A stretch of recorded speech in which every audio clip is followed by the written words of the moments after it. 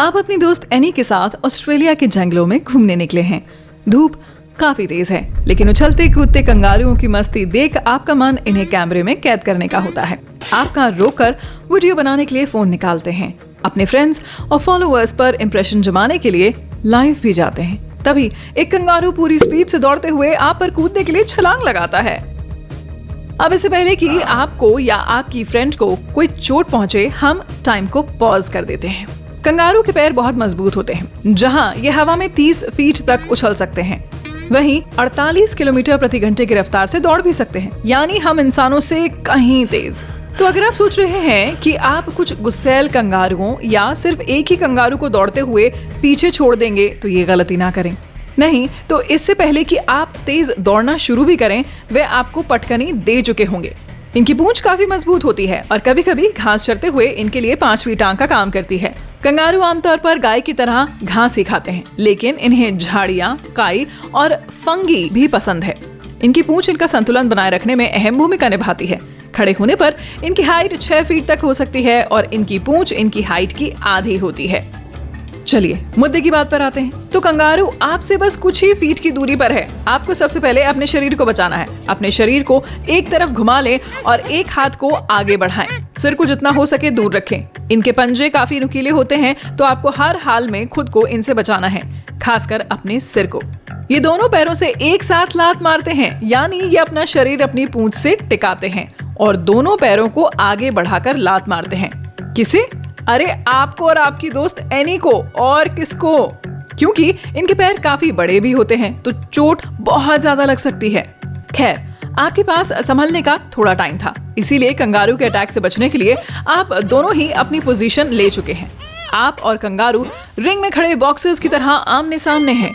ये आपके नजदीक आता है, आप भी तैयार हैं और जितना हो सके इससे बचने की कोशिश कर रहे हैं। भले ही आपको खुद को बचाना आता है, लेकिन 6 फुट के कंगारू से पंगा लेना कोई समझदारी वाला काम नहीं है। आपके लिए सबसे बेहतर होगा कि बिना इसे डराए या चौंकाए धीरे धीरे पीछे हट जाएं। गलती से भी इनकी तरफ पीठ ना करें, नहीं तो अचानक पीठ पर लात भी पड़ सकती है। अगर पीछे हटने से बात ना बने तो उसे ये जताने की कोशिश करें कि वो जीत गया है। उनसे नजरें ना मिलाएं और अगर हो सके तो दुबकने की कोशिश करें। इन्हें दूर से देखते हुए शायद आप इनकी चेतावनी नहीं समझ पाएं। दरअसल ये आपको देखकर खुशी से पैर नहीं पटक रहे थे, बल्कि चेतावनी दे रहे थे कि आप इनके नजदीक ना जाएं। जब इनमें से कूदते हुए आपके पास पहुंचा, अपने पैरों पर सीधा खड़ा हुआ और अपनी मसल्स को स्ट्रेच करना शुरू किया, तो वो भी चेतावनी ही थी। और सबसे बड़ी गलती ये थी कि जब ये शांति से घास खा रहे थे, तब आपने गाड़ी रोक दी। उन्होंने आपको खतरे की तरह लिया और रक्षात्मक हो गए। इनमें कई बेबी कंगारू भी हैं, जो अपनी माओ के पाउच से बाहर झांक कर देखने लगे कि बाहर चल क्या रहा है। मादा कंगारुओं के पेट पर स्किन की फोल्ड से बनी एक थैली होती है, जिसमें ये अपने बच्चों को रखती हैं। इनके बच्चे जन्म के समय महज एक अंगूर जितने होते हैं, लेकिन धीरे धीरे ये 6 फीट लंबे कंगारू बन जाते हैं। इनके बच्चे जब 10 महीने के हो जाते हैं, तभी इन्हें थैलियों से बाहर छोड़ा जाता है। फिलहाल तो आप और एनी इस फाइट में पिटते पिटते बच गए हैं, पर सोचो अगर किसी 40 फुट लंबे कंगारू से आमना सामना हो जाता तो? ओके, डरो मत, मैं तो सिर्फ मजाक कर रही थी। लेकिन अगर इसकी जगह कोई भालू आपके सामने आ जाता तो आप वाकई भारी मुसीबत में पड़ सकते थे। भालुओं के बारे में आपको यह हमेशा याद रखना होगा कि वैसे तो वे झाड़ियों से बेर खाते हैं और पेड़ की छाल से पीठ खुजलाते हुए काफी क्यूट लगते हैं, लेकिन ये कंगारुओं से कहीं ज्यादा खतरनाक होते हैं। सोचिए, आप और एनी पिकनिक मना रहे हैं और अचानक खाना सूंघता हुआ एक बड़ा सा भालू कहीं से आ धमका। अरे, आप तो पूरी बात सुने बिना ही डर गए। चलिए हम फिर से समय को पॉज कर देते हैं, ताकि आप ये सोच सकें कि ऐसे में क्या करना है।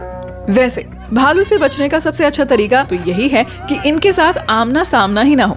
दरअसल ये हर वक्त कुछ न कुछ खाने की तलाश में घूमते रहते हैं और इनकी नाक बहुत तेज होती है, तो बस इसकी नाक इसे सीधे आपकी पिकनिक के पास खींच लाई है। भालू आपके काफी नजदीक आ गया है, लेकिन घबराइए नहीं। आपको उसे ये दिखाना है कि आप यहाँ सिर्फ घूमने आए हैं। नरमी से शांत आवाज में बात करते हुए पीछे हटते रहें। उसे लगना चाहिए कि आप उसके सामने झुक रहे हैं, क्योंकि आप दोनों की फाइट में जीत उसी की होने वाली है।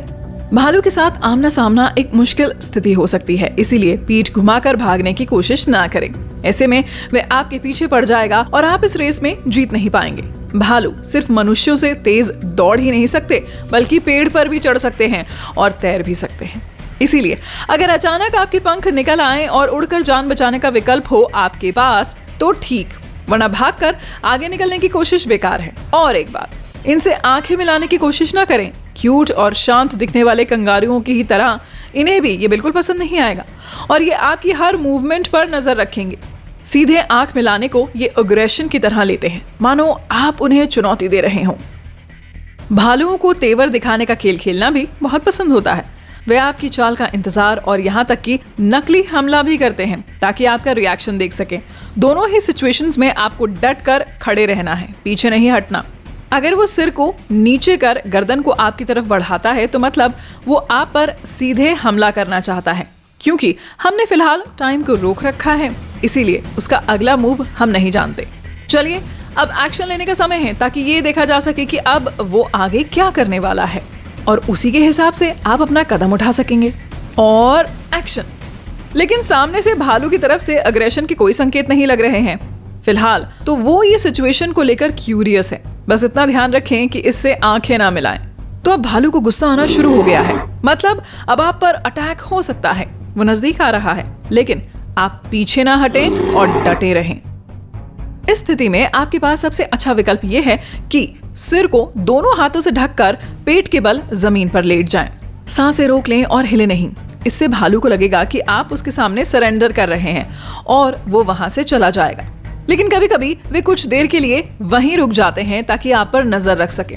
शुक्र है ये भालू यहाँ सिर्फ पिकनिक से खाना चुराने आया था और वो सैंडविच लेकर वहां से चला जाता है। इस बार तो किस्मत ने आपका साथ दिया, लेकिन अगर उसने आपके ऊपर हमला कर दिया होता तो आपके सामने लड़ने के अलावा और कोई ऑप्शन नहीं बचता। ऐसे में आप आसपास पड़ी चीजों से उसके शरीर के नाजुक हिस्सों जैसे आंखें या नाक पर पूरी ताकत से निशाना लगा सकते हैं। अब बात करते हैं कूगर यानी जंगली बिलाव की। भला ये दूसरे शिकारियों से अलग कैसे होते हैं? दरअसल वे अपने शिकार का पीछा काफी चौकसी के साथ करते हैं। मान लीजिए आप जंगल में हाइकिंग पर हैं और आपको इस बात की भनक भी नहीं है कि कोई आपका पीछा कर रहा है। कूगर किसी का पीछा तभी करते हैं जब उन्हें लगता है कि वे इसे खा सकते हैं और सही समय पर वे अचानक आप पर कूद पड़ेंगे। आमतौर पर ये विशाल बिल्लियां इंसानों पर हमला नहीं करती, लेकिन कौन जाने उनके दिमाग में क्या चल रहा है। अगर आपका आमना सामना किसी कूगर से हो जाए तब भी आपको वही करना है जो दूसरे जानवरों के सामने पड़ने पर करते हैं। अपनी जगह डटकर खड़े हो जाएं और भागे नहीं। भागने से ये आपके पीछे भागेगा और वो भी आपसे तेज। ये जंगली बिलाव काफी तेज तर्रार और फुर्तीले होते हैं। इनके पंजों में बहुत ताकत होती है और इनका काटना भी और खतरनाक होता है। आप बिल्कुल नहीं चाहेंगे कि ये आपका पीछा करें। चलिए फिर से टाइम को पॉज करते हैं ताकि आप समझ सकें कि आपको क्या करना है। अब जबकि आप डट कर खड़े हो गए हैं तो अपने दोनों हाथ ऊपर उठा लें और अपनी चेस्ट को फुलाकर बड़े दिखने की कोशिश करें। नजरें भी मिलाकर रखें ताकि उसे ये न लगे कि आप डर रहे हैं। आपको इस बिल्ली के सामने भालू या कंगारू की तरह हथियार नहीं डालने, बल्कि दिखाना है कि आप उससे कहीं ज्यादा ताकतवर हैं। इसीलिए डर कर छिपने की कोशिश ना करें, क्योंकि वो आपके डर को आराम से समझ जाएगा और आप पर हावी होने की कोशिश करेगा। अब देखना यह है कि वो क्या करने वाला है। चलिए पॉज को रिज्यूम करते हैं। तो ये हमला करने की मूड में लग रहा है। ये काफी ताकतवर है और अपने कदम पीछे नहीं हटाना चाहता। अगर हाथ ऊपर उठाने से भी ये डरा नहीं तो दोनों हाथों को गोल गोल घुमाते हुए जोर जोर से चिल्लाना शुरू कर दें। इसे डराने के लिए कुछ पत्थर फेंकना भी काम कर सकता है। लेकिन अगर अब भी वो हमलावर मूड में ही है तो भी डटे रहें। आपको डरकर भागना नहीं है। कुछ देर में ये हथियार डाल देगा और भाग जाएगा। इस बार तो आप जीत गए, लेकिन इसका मतलब ये नहीं है कि भविष्य में भी आप सुरक्षित रहेंगे। अगर कूगर ने आप पर अटैक कर दिया होता तो आपके पास लड़ने के अलावा और कोई चारा नहीं होता। ऐसे में आसपास की चीजों से उसके ऊपर अटैक करें और हार न माने।